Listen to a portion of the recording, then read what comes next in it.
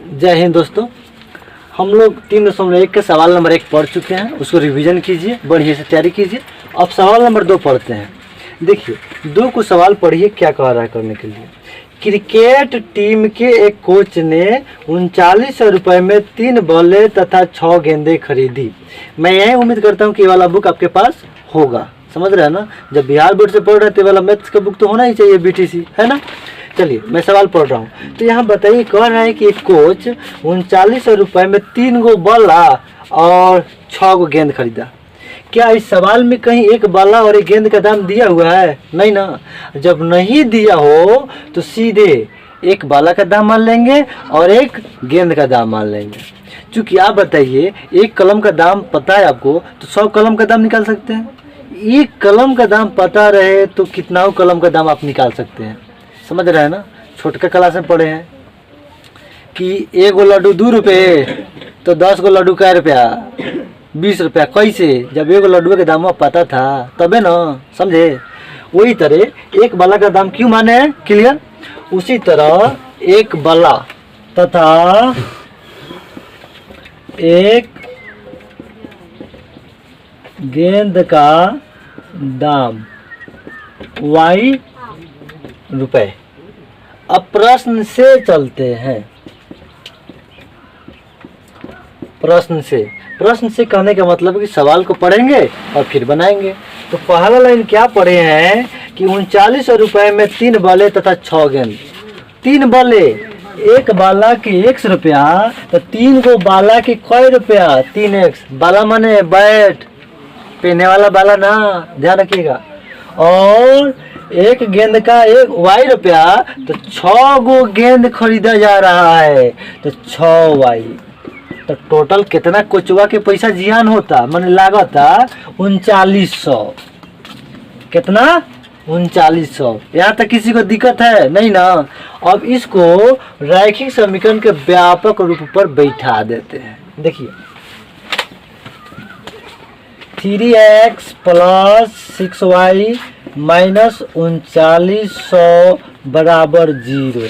क्योंकि आपको पढ़ाया गया है कि रैखिक समीकरण का व्यापक रूप ax plus by plus c बराबर 0 होता है। समझ रहा है ना। तो ये वाला ढांचा आपके दिमाग में होगा, समझ रहा है ना। तो अब देखिए समीकरण नंबर 1 हो गया। अब दूसरी लाइन को पढ़ते हैं और क्या निष्कर्ष निकलता है। देखिए बाद में उसने एक और बल्ला तथा उसी प्रकार की 2 गेंद, यानी कि वह कोचवा बाद में 1 और बाला खरीदता, 2 गो गेंद खरीदता, तो 1300 रुपया लागत है। तो ये बातवा के लिख लिया। 1 गो बाला, तो 1 गो बाला माने 100 रुपया, 2 गो गेंदा, तो 1 गो गेंदा का Y रुपया, तो 2 के 2Y रुपया। तो कुचवा के कितना रुपया लागत है हो? 1300। का दिक्कत बा? नहीं ना। अब इसको सही करेंगे, यानी कि सही क्या, रैखिक समीकरण के व्यापक रूप पर लाएंगे। तो x प्लस 2y माइनस 1300 बराबर 0, समीकरण नंबर 2। तो जब 2 समीकरण बन जाएंगे तो इसको रैखिक समीकरण के ध्यान रखिएगा। रैखिक समीकरण को हल करने का विधि हम अब तक क्या ज्यामितीय ग्राफीय विधि पढ़ चुके हैं, और यहाँ भी ग्राफीय विधि से हल करना है। इसकी कई विधि है, लेकिन हम लोग पहला विधि सीख रहे हैं ग्राफीय विधि, ठीक है। अब इसका ग्राफ खींचना है। चलिए हमारे साथ सीखिए कैसे ग्राफ खींचा जाता है। हालांकि एक सवाल मैं करा दिया हूँ, मैं उम्मीद करता हूँ कि बढ़िया से मेहनत करके उसको आप तैयार कर लिए होंगे, समझ रहे हैं ना। चलिए थोड़ा सा अगर दिक्कत है तो देखिए इस क्वेश्चन के साथ आपका डाउट क्लियर हो जाएगा। तो समीकरण 1 को पहले हल करेंगे। समीकरण 1 से समीकरण 1 कितना है? 3x प्लस 6y माइनस 3900 बराबर 0। कोई दिक्कत नहीं ना। अब देखिए कुछ हमको दिख रहा है कि कॉमन ले सकते हैं। कॉमन तो कुछ भी ले सकते हैं। कॉमन मैंने भोजपुरी में काढ़ना है ना। एगो हड़िया में तस्मई, एगो हड़िया में रोटी पूड़ी आलू सब रखा है, तो आप काढ़िएगा, इसी को कहते हैं कॉमन। ध्यान रखिएगा, कॉमन मैंने भोजपुरी में काढ़ना। तो काटने के लिए तो कर ही सकते हैं, लेकिन आप परफेक्ट कितना तरीके से काट रहे हैं ये बात ध्यान रखिए। यहाँ से तो हम कुछ भी काट सकते हैं, ध्यान रखिएगा, लेकिन परफेक्ट निकालना है ना। परफेक्ट का मतलब कि सब में क्या मैच कर रहा है वही निकालेंगे। तो आप देखेंगे तो सब में से 3 कॉमन ले सकते हैं, यानी 3 के पहाड़ा में सब है, तो यहाँ से x बच जाएगा, ठीक है। और जब यहाँ 3 के पहाड़ा में 6 है तो 3 दूनी 6 2 बार में, अब माइनस इसको पढ़ेंगे तो 3900 है तो 1300 आ जाएगा, 1300 3900, अब बराबर 0। कोई दिक्कत नहीं ना। अर्थात अब इतना का वैल्यू निकालेंगे x + 2y - 1300 बराबर 0, तो 3 0 बटा 3 हो जाएगा। ध्यान रखिएगा x + 2y - 1300, तो 1300 इतना का वैल्यू निकालेंगे तो 3 नीचे जाएगा। और आपको पहले से पता है कि किसी संख्या से 0 में भाग देते हैं तो 0 आता है, अर्थात x + 2y - 1300 बराबर 0। समीकरण इसको देखिए ध्यान से, कॉमन ले लिए, यहाँ से नया समीकरण क्या बना, हम तो करने जा रहे थे इसका मान सारणी निकालने जा रहे थे। तो आप ध्यान से देखो तो पता चलेगा कि समीकरण 1 और समीकरण 2 समीकरण नहीं है, एक ही को समीकरण हुआ है। क्या है, क्या कि देखिए तो समीकरण 2 में 3 से गुना करिए तो 1 नंबर आ जाएगा, समझ रहे हो ना। अर्थात ग्राफ का खींचाएगा, ये को खींचाएगा, समझ रहे हो ना। पढ़ाई के साथ खचड़ाई मत कीजिए, पढ़िए बढ़िया से, एग्जाम बढ़िया से दीजिए, समझ रहे हैं ना। तो अब यहाँ से x का मान निकालेंगे, किसका मान निकाले, x का, तो और सब इधर भेज देते हैं 0, और +2y है तो -2y और प्लस 1300। यहाँ तो कोई दिक्कत नहीं ना है। x + 2y - 1300 बराबर 0, यही था। देखिए ध्यान से, तो x का मान निकालेंगे तो क्या हो जाएगा 0 -2y, जो इधर से जाएगा चिन्ह लिट जाएगा, तो प्लस 1300। आगे देखेंगे तो x बराबर -2y + 1300, तो देखिए x का मान निकल गया। अब इसका मान सारणी लिखेंगे, इसका मान सारणी,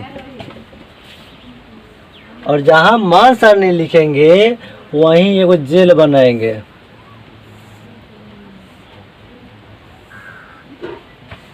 क्या बनाएंगे, जेल बनाएंगे, x y, ठीक है। अब देखिए, अब यहाँ मान रखना है, चलिए रखते हैं। यहाँ y पे जो रखिएगा तो x का निकलेगा।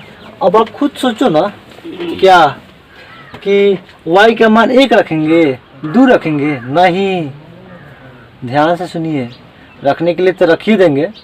यहाँ जितना बड़ा बड़ा नंबर हो उसी के तुलना में यहाँ भी बड़ा रखिएगा ना, तो ग्राफ खींचना आसान हो जाएगा।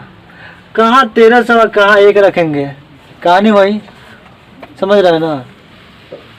तो ये ध्यान रखिएगा, यहाँ 1300 है तो यहाँ 100 200 400 500 इस तरह रखिए बड़का बड़का, ताकि घट के सीधा साधा आएगा तो ग्राफ खींचने में दिक्कत नहीं होगा। हालांकि 1 रखिएगा तो बताइए, 1 रखिएगा तो -2, अब -2 घटेगा तो 1298, ग्राफ खींचिएगा 1298 का, बड़ी टर्म में है, समझ रहा है ना। तो बात ध्यान रखिएगा, यहाँ 100 200 500 रखेंगे सीधा सपाटा, समझ रहा है ना। तो क्या रख दे, सीधे 100 रख देते हैं, चाहे 200 400 500 रख देते हैं। देखिए ध्यान से, y का मान रखते हैं 500, तो 500 रखेंगे तो 500 दूनी 1000, 1000 माइनस में है तो घट जाएगा, तो 300 आ गया। देख रहा है, सीधा सा बटा रहा है। मैथ बनाते समय ज़्यादा हीरोबाजी नहीं दिखाइएगा, जिस तरह पतली गली से निकलना पड़े ना निकल पड़िएगा। ये मत कहिएगा हमको इतना विधि से आता है, इतना विधि से बनाए, फंस गए तो सारा खत्म हो जाएगा। जिस तरह आता है तेजी से बना कर निकल पड़िए, समझ रहा है ना, उलझ नहीं कह सकता नहीं है। 500 रख दिए, अब अगला 600 रख दे, चलिए y का मान रख देते हैं 600, तो 600 दूना 1200, आई माइनस में है, घर जाएगा 1200, तो यहाँ 100 बचेगा। हो गया। अब इसका ग्राफ खींचे, देखिए ध्यान से। दो मान सारणी इसलिए नहीं बनेगा, आपको हम बताए थे कि दोनों समीकरण इक्वल है, समान है, अतः ग्राफ एक ही पर जाएगा। तो हम दो क्यों खींचे, एक ही पर खींच देते हैं। क्लियर। चलिए आप क्या करोगे, एक्स अक्ष बनाओगे, वाई अक्ष बनाओगे, एक्स डैश, वाई डैश। अब जरा देखिए इधर कि सबसे ज़्यादा 600 है और 600 दर्शाना है, तो क्या 1 2 लिखेंगे तो संभव है? नहीं ना। रेंज लेकर 100 200 300 400 500 600, अच्छा 200 का रेंज ले लेते हैं, 200 200 400 और 200 600, तो 200 का रेंज ले ले, ठीक है ना। देखिए तो 3 को लेंगे तो 600 आ जाएगा। यहाँ इधर प्लस दिखाते हैं, प्लस 200 प्लस 400 प्लस 600, ठीक है। इसी को माइनस में दिखाएंगे। आप ग्राफ पे सही से खींचिएगा, क्योंकि हम ग्राफ पर ही ना खींच रहे हैं, हम बोर्ड पर तो खींच रहे हैं, इसलिए मेरा ग्राफ थोड़ा गलती हो सकता है। विधि गलती नहीं है, प्रोसेस गलती नहीं है, कंसेप्ट एकदम सही है। थोड़ा छोटा बड़ा हो सकता है ना, आप ग्राफ पर खींचिएगा तो छोटा बड़ा नहीं होगा, एग्जैक्ट होगा, ठीक है। एक यहाँ खींचेंगे, माइनस 200 माइनस 400 माइनस 600, ठीक है।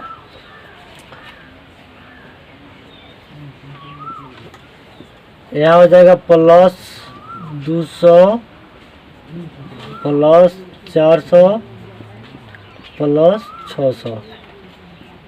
यहाँ खींचेंगे माइनस 200 माइनस 400 माइनस 600। यहाँ तक कोई दिक्कत नहीं ना। चलिए अब इसको इस पर बैठाइए। x का मान 300, y का मान 500, तो x y यही पर दर्शाइएगा। तो x का 300 है, प्लस है, कुछ चीज नहीं है तो प्लस यहाँ आ जाएगा। अब बताइए 200 बाई 400 है, तो बीचवा में ही ना आएगा 300। इतना तो बात बुझा ही रहा है। अब ऊपर जाना है कि नीचे? ऊपर माने y अक्ष और नीचे माने y अक्ष से नीचे। तो देखिए प्लस है कि माइनस, तो 500 प्लस में चिन्ह कुछ नहीं तो प्लस, माइनस में रहता तो दिखता।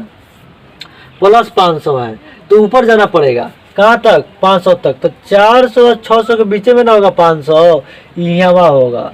तो देखिए ध्यान से, यहाँ से चल पड़े यहाँ तक, है ना। देखिए तो ध्यान से, है लगभग में। अब इसको लिखिए, पहले x का मान लिखते हैं 300 और y का मान तब लिखते हैं, ठीक है। x का मान 100 यानी 200 है तो यहाँ 100 होगा, y का मान 600 तो ऊपरे जाना होगा, ठीक इसी के सामने आ जाना है यहाँ। कोई दिक्कत दिखाई दे रहा है? तो हो जाएगा x का मान 100 और y का मान 600। अब इसको अगर आप खींचना चाहते हैं तो मेरे पास अभी स्केल है नहीं, है ना। अब ऐसे करके खींच देते हैं। रुकिए ध्यान से, देहाती जुगाड़ लगाते हैं। स्केल देखिए, है ना स्केल। चलिए इसको खींचते हैं। आप इन लोग स्केल देख के तो नहीं ना डर रहे?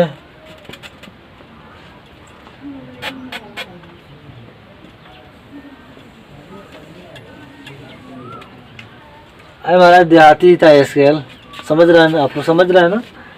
चलिए खींच दिए, थोड़ा इन्होंने हो गया, आप लोग बढ़िया से खींचिएगा, कंसेप्ट समझिए। यहाँ तक हो गया। अब इसको लिखेंगे कि कौन सा समीकरण है, तो समीकरण का नाम लिख देंगे आलेख यहाँ, जिसको हल किया है, बस हो गया। क्योंकि दोनों समीकरण, फिर मैं कह रहा हूँ एक ही को समीकरण है, तो दो खींचेंगे तो फिर इसी पे आ जाएगा। समझ रहा है ना? कोई दिक्कत नहीं ना। तो फिर अगले क्लास में मिलते हैं। इसको क्लियर करिए, एक और सवाल है फिर करा देते हैं, ठीक है ना। ओके।